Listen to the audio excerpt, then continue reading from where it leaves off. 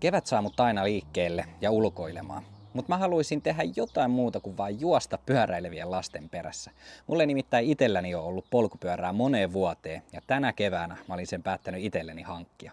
Mä menin ihan ekana Verkkokauppa.comin sivuille ja etin perusarkikäyttöön sopivaa pyörää, jolla mä voisin tehdä muun muassa lasten kanssa pyöräretkiä ja harrastaa sitä kuuluisaa arkiliikuntaa.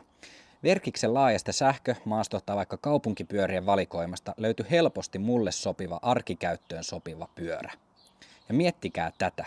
Mä pistin tilaukseen pyörän ja se saapui kotiin toimitettuna 3 arkipäivässä. Siis 3. Sitten olikin aika suorittaa tyttöjen pyöriä keväthuolto. Tähänkin mä löysin helpot 5 vinkkiä Verkkokauppa.comin sivuilta. Kantsii käydä tsekkaa. Sitten ei muuta kuin vaan kypärät päähän ja polkemaan.